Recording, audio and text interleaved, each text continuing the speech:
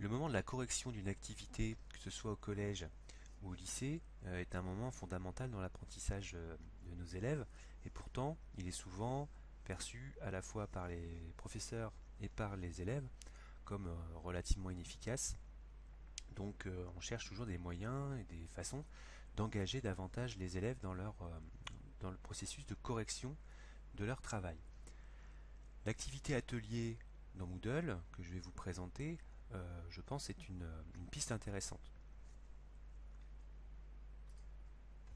D'abord, le principe de l'atelier. Donc chaque élève va déposer un travail dans l'atelier et Moodle va lui attribuer un certain nombre de travaux d'autres élèves à corriger. Le professeur définit les critères d'évaluation en amont de l'atelier. L'élève est noté par ses pairs, mais il est aussi évalué en tant qu'évaluateur. C'est donc une correction qui met l'élève au centre. Alors, quels sont les effets pédagogiques attendus? D'abord, le renforcement de l'engagement de l'élève dans le processus de correction. Il est lui-même en position d'évaluateur et actif durant la correction. Les critères de correction sont explicités par le professeur. On peut espérer une meilleure intériorisation des méthodes.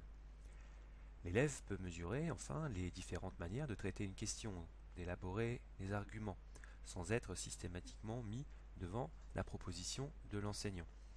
Il peut mieux se positionner sur ses capacités et ses faiblesses.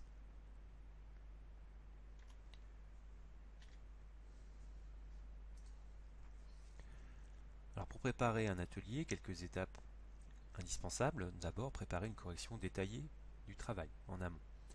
Ensuite, préparer des critères de réussite, c'est-à-dire des aspects que les élèves auront à évaluer. Créer l'atelier ensuite dans Moodle avec l'ensemble de ces données. Enfin, mener l'activité de préférence en classe au départ et au moins la phase de dépôt du travail dans un premier temps. Concrètement, voilà comment faire. Dans le NT Lycée Connecté, mais dans un autre Moodle, c'est également la même démarche. Vous allez dans un cours qui a été au préalablement créé. Donc ici, je vais dans mon cours et tout simplement je vais ajouter, donc en activant le mode édition, je vais ajouter une ressource. Ici, mode avancé et l'atelier se situe au tout début. Je vais donner un titre à mon atelier. Je peux donner une description qui sera éventuellement affichée aux élèves.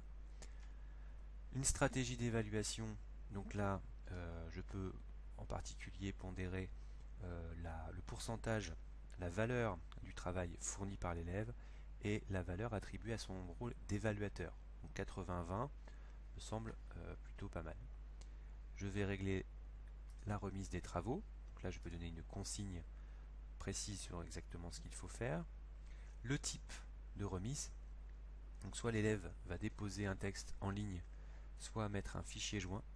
Je vous recommande plutôt l'option texte en ligne afin qu'il n'y ait aucun souci pour ouvrir le document et que tout le texte soit directement dans Moodle. Voilà, ça me paraît plutôt pas mal. Les modalités d'évaluation, c'est également des éléments pour guider l'évaluateur.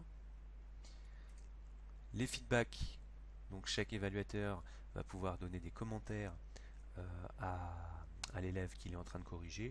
Donc ça par défaut, ça fonctionne très bien. Le reste, vous vous en occupez pas, peut-être la disponibilité si vous voulez ouvrir et fermer votre travail à un certain moment. Vous enregistrez et votre atelier est créé ici. Je vais prendre un exemple plus concret. Donc l'atelier va se découper en 5 phases, qui sont en fait des phases chronologiques. Tout d'abord, la phase de mise en place. Dans la phase de mise en place, vous allez décrire la description de l'atelier. Donc c'est la consigne. Donc ici, à partir des documents du manuel, répondez au sujet. Et là, j'ai donné un plan à travailler. Le plus important, ça va être cet élément-là. Préparer le formulaire de l'évaluation. C'est là que vous allez rentrer les différents aspects qui vont être évalués par les élèves. Par exemple, dans ce que j'attends sur mon sujet, la Russie dans la mondialisation. On va trouver l'idée suivante, la Russie est un pays immense, etc. Donc je veux que cette idée apparaisse. Donc l'élève qui va corriger va devoir évaluer si cette idée apparaît ou pas.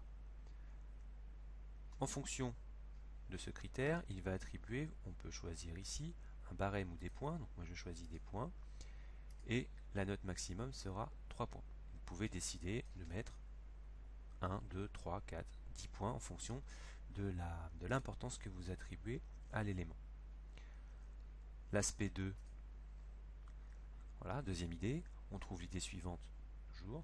Donc je vais lister tous les attendus de la copie. Donc ici, j'attends que l'élève dise que la Russie est un pays peu ouvert sur les mers et océans navigables, ce qui réduit son intégration à la mondialisation à quelques petites façades maritimes. Voilà, et 3 points seront éventuellement attribués. Ainsi de suite. Ici, j'ai fait un grand nombre d'aspects puisque j'en ai jusqu'à 15. Le 14 ici, on trouve les idées, par exemple, par rapport aux hydrocarbures. Une fois que j'ai rempli tous mes aspects, j'enregistre. Vous pouvez très bien avoir 3-4 aspects différents, pas besoin d'en avoir une quinzaine systématiquement. Donc là, vous avez préparé le formulaire de l'évaluation. C'est fondamental, c'est grâce à ça que vos élèves en fait, pourront corriger la copie. Une fois que vous avez configuré votre travail, vous allez passer à la phase de remise des travaux.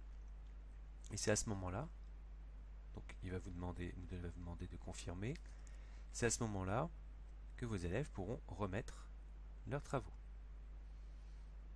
Voilà. Donc fournir les instructions pour l'évaluation, ça vous l'avez déjà fait. Remettre votre travail, les élèves pourront cliquer et directement copier-coller leur rédaction. Une fois que vous êtes là et que vos élèves ont rendu leur copie, vous allez attribuer les travaux. Vous cliquez sur attribuer les travaux. Vous pouvez faire une attribution manuelle. Vous sélectionnez, vous avez un élève, vous voulez le faire corriger par tel autre élève, ça c'est un petit peu fastidieux. Donc vous pouvez faire une attribution aléatoire. Donc vous allez demander à Moodle, par exemple, dire, eh bien, vous allez me mettre 3 évaluations en fonction de la taille des travaux par évaluateur. Et puis vous pouvez configurer, par exemple, les participants peuvent évaluer sans avoir remis de travail. Et vous allez toujours avoir des élèves, si vous ne le faites pas en classe, qui n'auront pas remis leur travail. Vous enregistrez, et là, vous allez voir qu'automatiquement Moodle va affecter des copies à corriger aux élèves. Une fois que tous vos élèves ont remis leur copie, vous passez à la phase d'évaluation. Et là, vous pouvez voir, il y a par exemple cet élève, son travail est là, vous pouvez y accéder, les notes qu'elle a reçues par ses deux camarades et les notes qu'elle a données. Voilà, donc on a un tableau de bord qui nous permet de suivre les notes attribuées par les uns et par les autres. Une fois que cette phase a été faite, vous passez à la phase de notation des évaluations.